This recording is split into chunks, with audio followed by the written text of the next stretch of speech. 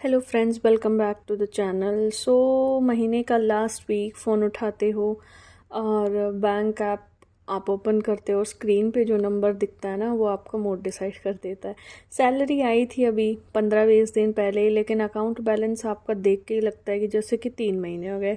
और फिर वही सवाल आपके मन में घूमता है, यार अब मेरा पैसा जा कहाँ रहा है? इतना तो मैंने कुछ खर्चा भी नहीं किया, ना ही तो मैं कोई वैकेशन पे गया, ना मैंने आईफोन लिया, फिर भी मेरा बैलेंस इतना कम क्यों है? फिर भी मेरी सेविंग्स ज़ीरो है।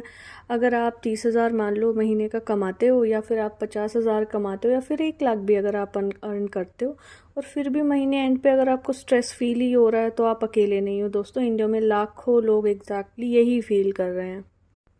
क्योंकि होता क्या है, आपकी सैलरी ज़रूर बढ़ जाती है, साथ ही साथ होता है कि आपकी लाइफस्टाइल भी बढ़ती है, लेकिन सेविंग्स नहीं बढ़ पाती।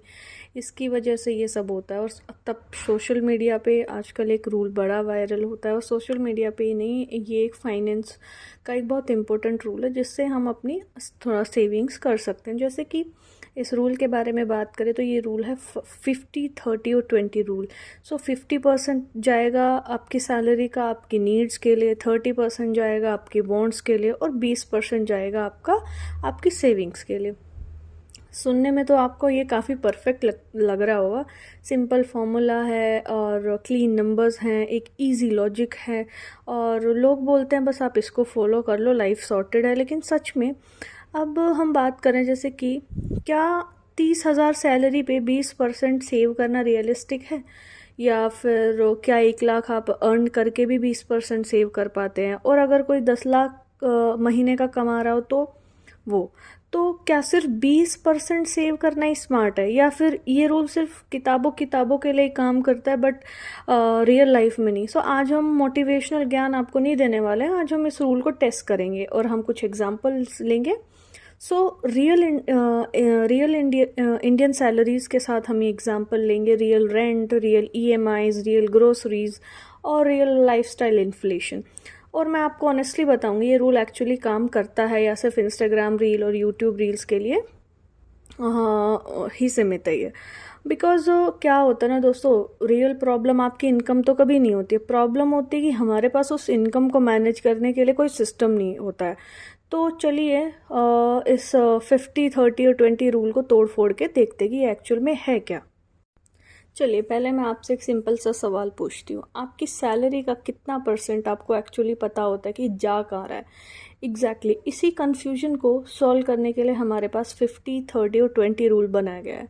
इस रूल का एग्जैक्टली लॉजिक क्या है? ये कहता है जो भी पैसे आप महीने में कमाते हो, उसको 3 हिस्सों में आप डिवाइड कर लो। उसका 50% हिस्सा आपको अपने नीड्स के लिए रखना है, मतलब वो चीज़ें जो आप लाइफ में अवॉइड नहीं कर सकते। जैसे कि रेंट, वो आपको महीने में देना ही पड़ेगा। घर की ग्रोसरीज या राशन पानी जो भी होता है वो आपको लेना ही पड़ेगा। एंड जो लाइट बिल, इलेक्ट्रिसिटी बिल होता है, वो हमको भरना ही पड़ेगा। और सपोज करो आपकी कार लोन और होम लोन की ईएमआईज जाती हैं, वो भी आप मिस कर ही नहीं सकते। तो ये सब चीज़ें आपकी नीड्स के अंडर आती हैं। इन सब नीड्स के लिए हम जो भी इनकम कमाते हैं उसका 50% हम इसको अलोकेट कर देंगे। अब नेक्स्ट बात है कि आप 30% जो है आपकी सैलरी और इनकम का, वो जाएगा अपनी वॉन्ट्स के लिए। वॉन्ट्स क्या होता है, जैसे कि ये थोड़ा इंटरेस्टिंग पार्ट है। जैसे कि आपका कभी कभी मन किया कि आप स्विगी ऑर्डर कर लो, या फिर वीकेंड पे मूवी देख लेते हैं, या ऑनलाइन शॉपिंग कर ले, या न्यू शूज़ जब आपके पुराने भी चल रहे हैं तब भी हमको लगता है नहीं नहीं यार न्यू शूज़ ले लेते हैं। बेसिकली इसमें क्या आता है, ये चीज़ें ज़रूरी नहीं है, बट हम अपनी लग्जरी के लिए या फिर ये हम अपनी डिज़ायर्स को पूरा करने के लिए जो खर्चा हम करते हैं। लेकिन क्योंकि लाइफ दोस्तों बोरिंग तो नहीं होनी चाहिए, इसलिए ये रूल कहता है इंजॉय तो थोड़ा करो, बट ठीक है आप 30% उसको लिमिट में रखो। अब उसके बाद हमारा सबसे इम्पोर्टेंट पार्ट जो आता है, वो आता है 20, जो बचा हुआ पैसा। ओके, 20% जो पैसा है वो दोस्तों जाएगा हमारी सेविंग्स में। अब हमको ये पैसा साइड में रखना होता है कि 50% हमारा जाएगा नीड्स पे, 30% जाएगा हमारा वॉन्ट्स पे, ये वाला 20% पैसा हमको अपनी सेविंग्स के लिए रखना है। मैं आपसे वैसे एक जनरली चीज़ पूछती हूँ, अगर आपकी कल जॉब चली जाए तो आप कितने महीने सर्वाइव कर लोगे? इसलिए 20% आप अपने फ्यूचर के लिए रखिए, जैसे कि जिसमें से कभी अगर आपको इमरजेंसी आ गई तो इमरजेंसी फंड आपके लिए अवेलेबल हो। आपको जो पैसा आप कमा रहे हो, जो बचत कर रहे हो, उस पैसे से आप इन्वेस्ट भी करो, सो दैट कि जो 20% पैसा है वो भी आपके लिए साथ के साथ काम कर रहा है और प्रॉफिट्स अट्रैक्ट करने के लिए। या फिर आप बोल सकते हो कि इट्स योर रिटायरमेंट फंड, या आपके पास कोई कर्जा है तो आपको डेट पे ऑफ करना है। सो सिंपल सा सिस्टम है। जैसे कि अगर आप 100 रुपये कमाते हो तो 50 रुपये उसके आपके सर्वाइवल के लिए चले गए, 30 रुपये उसमें आपका लाइफस्टाइल के लिए चला गया, और 20 रुपये उसमें से आपके फ्यूचर के लिए चला गया। सो ये काफ़ी आपको क्लीन दिख रहा है। याद रखना है दोस्तों, ईजी है, शुरू करना ईजी है, इसलिए ये रूल इतना पॉपुलर है। लेकिन मैं आपसे एक ऑनेस्ट सवाल पूछती हूँ, क्या आपकी सिटी में रेंट 50% के अंडर कंट्रोल हो जाता है, या फिर आपकी ईएमआई और रिस्पॉन्सिबिलिटीज़ फुलफिल करने के बाद भी क्या आपके पास इतना पैसा बचता है कि आप अपनी इनकम का 20% सेव कर लो सेविंग्स के लिए या फिर आपके इन्वेस्टमेंट के लिए? सपोज करिए अगर आपकी इनकम 10 लाख आप कमा रहे हो, तो क्या 20% सेव करना ही स्मार्ट है? सपोज कि 10 लाख में से सिर्फ आप at the end of month सिर्फ 2 लाख रुपए सेव करियो। देखिए, सिंपल होना एक अलग बात है, रियलिस्टिक होना थोड़ा अलग है। इसलिए हम ये रूल कभी भी ब्लाइंडली फॉलो नहीं कर सकते, हम इसको टेस्ट करेंगे रियल सैलरीज के साथ और देखेंगे ये रूल आपके लिए काम करता भी है या थोड़ा आपको अपनी ज़रूरतों के हिसाब से इसको मॉडिफाई करना पड़ेगा। चलिए हम नंबर्स देखते हैं। ओके, सो हम रियल सैलरी ब्रेक डाउन लेते हैं। केस 1 जहाँ एग्जाम्पल लेते हैं, जहाँ आपकी सैलरी 40,000 है। अब मान लीजिए 40,000 आप पर मंथ अर्न करते हो। 50-30-20 रूल के हिसाब से कैलकुलेशन सिंपल है। 40,000 का 50% मतलब 20,000 जाना चाहिए नीड्स में, 12,000 आपका जाएगा वॉन्ट्स में, और 8,000 जाएगा आपका सेविंग्स में। पेपर में सब परफेक्ट लग रहा है, लेकिन अब थोड़ा देखते हैं इसको रियल लाइफ के हिसाब से मॉडिफाई करके। अगर आप टियर 1 सिटी में हो, जैसे कि दिल्ली, मुंबई या बैंगलोर, और शर्ट फ्लैट में भी आप रह रहे हो, तो रेंट आपका इजीली 10 से 12,000 चला जाता है। चलो थोड़ा कंजर्वेटिव भी ले लेते हैं, 12,000 रेंट चला जाता है। अब ग्रोसरीज ऐड करो 5,000, इलेक्ट्रिसिटी और इंटरनेट अराउंड 2,000 आप ले लो, और ऑफिस या डेली ट्रांसपोर्ट आप 3,000 ले लो। सो टोटल आपका खर्चा हो जा रहा है 22,000 रुपये। यानी ये बेसिक सर्वाइवल में ही आपका 22,000 रुपये चला गया है। जो रूल के हिसाब से 20,000 होना चाहिए था वो ऑलरेडी हमारा क्रॉस हो चुका है। और अब 40,000 में से अगर हम 22,000 माइनस करेंगे तो 18,000 बचते हैं। अब आते हैं वॉन्ट्स पे। देखिए, रियलिस्टिकली देखें तो महीने में 3-4 बार तो आप ईटिंग आउट करोगे, सो अराउंड 4,000 उसमें मान लेते हैं। थोड़ा शॉपिंग या random Amazon orders 3,000, Netflix, Spotify and other subscriptions मान लो आपके 1,000।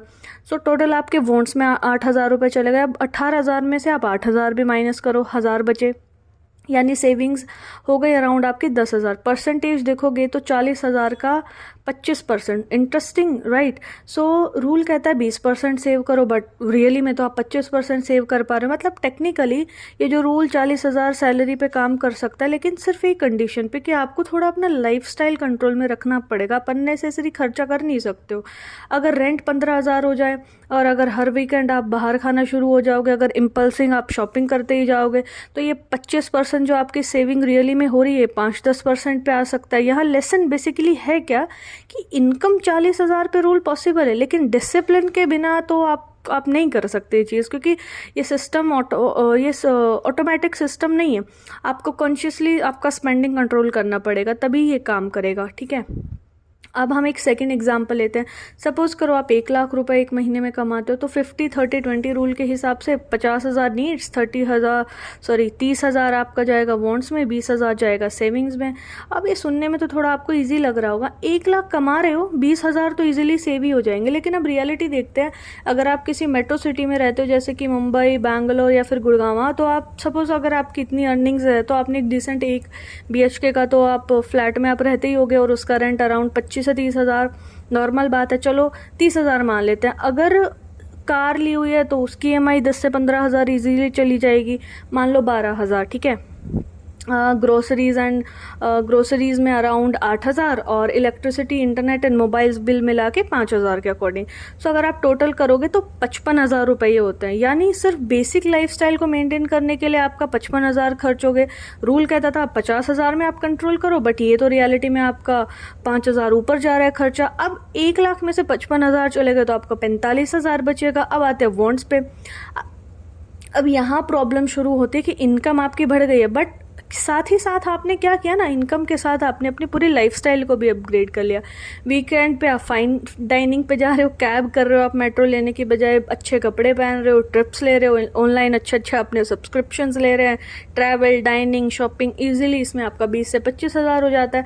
मान लो चलो 25 हज़ार भी हो जाता, 45 हज़ार जो आपके बचे हैं उसमें आप 25 हज़ार और माइनस कर दो तो आपके 20 हज़ार ही बचे। लेकिन कभी सपोज करो कुछ अनएक्सपेक्टेड खर्चा आ गया, जैसे कि doctor visit, gifts, random expenses, तो रियलिस्टिकली सेविंग्स 15 हज़ार या उससे भी कम रह जाता है, यानी सिर्फ 15%। अब नोटिस करो आप एक डिफरेंस, इनकम 40 हज़ार से आपकी 1 लाख रुपए हो गए, लेकिन सेविंग्स परसेंटेज जहां आप 40 हज़ार रुपए से 40 हज़ार रुपए कमा रहे थे, जब आप 25% सेव कर रहे थे, लेकिन तब आप 1 लाख रुपए कमा रहे हो, तो आप रियल में 15% ही कमा रहे हो। सो ये आपने अपनी लाइफस्टाइल को इन्फ्लेट कर दिया, जिसकी वजह से बेसिकली हो रहा है। जब इनकम बढ़ती है तो ऑटोमेटिकली अपना स्टैंडर्ड ऑफ लिविंग हमें पता भी नहीं चलता और हम उसको अपग्रेड कर देते हैं, बिगर हाउस, बिगर कार और प्रीमियम एक्सपीरियंस के चक्कर में चलते हैं, और धीरे धीरे एक्सपेंस इनकम के साथ ग्रो करते रहते हैं। सो फ्रेंड्स, प्रॉब्लम ये नहीं कि आप ज़्यादा कमा रहे हो, प्रॉब्लम ये कि आप ज़्यादा खर्च कर रहे हो बिना नोटिस किए हुए। इसलिए हाई इनकम का मतलब ऑटोमेटिकली हाई सेविंग्स तो बिल्कुल नहीं होता, अगर स्पेंडिंग आप कंट्रोल नहीं करोगे तो सैलरी चाहे आपकी 1 से 2 लाख क्यों ना हो जाए, सेविंग परसेंटेज आपका स्टिल गिर सकता है, और इसी को कहते हैं लाइफस्टाइल इन्फ्लेशन। ओके, अब बात करते हैं हम कि इस रूल का ऑनेस्टली क्रिटिसिज्म की अगर हम बात करें तो मैं आपसे जैसे कि ऑनेस्टली बात करना चाहूँगी, ये 50-30-20 जो रूल है ये बुरा नहीं है, लेकिन ये हर सिचुएशन में, जैसे कि हमने 2 एग्जाम्पल से भी देखा, परफेक्ट नहीं है, ये नहीं बैठ रहा है हमारा। तो ये रूल ओरिजिनली क्या हुआ था कि यूएस इकोनॉमी के कॉन्टेक्स्ट में इस रूल को डिज़ाइन किया गया था। वहाँ इंडिया से income structure, rent ratio, insurance system, tax system, वहाँ सब अलग है। इंडिया का फाइनेंशियल एनवायरनमेंट हम देखें तो पूरा डिफरेंट है। यहाँ रियलिटी क्या है, बहुत लोगों के लिए 50% में नीड्स कंट्रोल करना ही पॉसिबल नहीं होता। कई लोग 60 से 70% अपनी इनकम सिर्फ बेसिक एक्सपेंस में ही खर्च करते हैं, जैसे कि rent, school fees, medical course, family support, और पेरेंट्स डिपेंड भी करते हैं इंडिया पे। तो ये सब अगर कैलकुलेशन हम चेंज कर देंगे, एंड फिर हमारा EMI कल्चर भी है इंडिया में, car EMI, home loan EMI, personal loan EMI का भी अपना एक फिक्स कमिटमेंट है। आप चाहे मंथ में कम खर्चा करो या ज़्यादा EMI तो दोस्तों आपको बेसिकली देनी ही पड़ेगी, और ये फ्लेक्सिबिलिटी ये चीज़ थोड़ा कम कर देती है। ऊपर से इन्फ्लेशन, हर साल ग्रोसरी बिल थोड़ा थोड़ा आपका बढ़ता जा रहा है, फ्यूल प्राइस आपके बढ़ते जा रहे हैं, इलेक्ट्रिसिटी बिल आपका बढ़ता जा रहा है, लेकिन सैलरी उतनी आपकी फास्ट नहीं बढ़ेगी, मिनिमम आपको इंक्रीमेंट्स मिल रहे होंगे। तो नेचुरली जो नीड्स का परसेंटेज है वो ग्रो ज़रूर हो जाता है। अब अगर आप ऐसे इन्वायरमेंट में 50, 30 और 20 रूल को ब्लाइंडली फॉलो करने की कोशिश करोगे तो 20% आप सेव नहीं कर पाओगे। तो आपको लगेगा कि प्रॉब्लम आप में ही है, गिल्ट फील करोगे कि यार शायद मैं ही डिसिप्लिन नहीं हूँ, मैं ही फाइनेंशियली वीक हूँ। लेकिन सच ये नहीं है, हर बार प्रॉब्लम इनकम की नहीं होती, हर बार प्रॉब्लम एक डिसिप्लिन की भी नहीं होती। बेसिकली ये रूल है, ये लो इनकम की वजह से फेल नहीं हो रहा है, ये फेल बेसिकली होता है जब फिक्स्ड एक्सपेंस हमारे बहुत ज़्यादा हो जाते हैं। और अगर आपकी इनकम का 70% के अराउंड अगर आपका सपोज करो EMI, बिल्स एंड रेंट में ही लॉग है, तो आप कितना भी देखो प्लानिंग कर लो तो आप 20% मैथमेटिकली आप सेव करना आपके लिए काफ़ी डिफिकल्ट हो जाएगा। इसलिए हमको बजटिंग थोड़ा ध्यान से करना चाहिए। ओके, सो यहाँ आप एक इम्पॉर्टेंट बात समझ लो, हर रूल हर इंसान पे सेम तरीके से कभी अप्लाई नहीं होता है।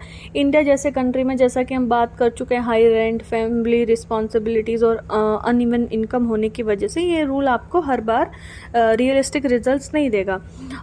बहुत लोगों के लिए ज़्यादा प्रैक्टिकल वर्जन हो सकता है 60-20 और 20, मतलब 60% आप अपने नीड्स को दो, 20% वॉन्ट्स को दो, और 20% आप सेविंग्स को दो। और अगर आपकी इनकम अगर और लो है तो आप शायद अपने 70% आपको अपना सर्वाइवल के लिए रखना पड़ेगा, 20% आपको लाइफस्टाइल के लिए रखना पड़ेगा, और 10% ही आप अपना फ्यूचर के लिए रख सकते हो। सो बेसिकली इसमें कोई शेम की बात नहीं है। मैं रिपीट करती हूँ कि जैसे कोई बजटिंग का गोल परफेक्ट, बेसिकली आपका परफेक्ट रेशो अचीव करना नहीं है। बजटिंग का गोल प्रोग्रेस करना है कि आप कुछ at the end of month save कर पाओ, एंड एट द एंड आपको पता हो कि आपका पैसा एक्चुअली में जा कहाँ रहा है।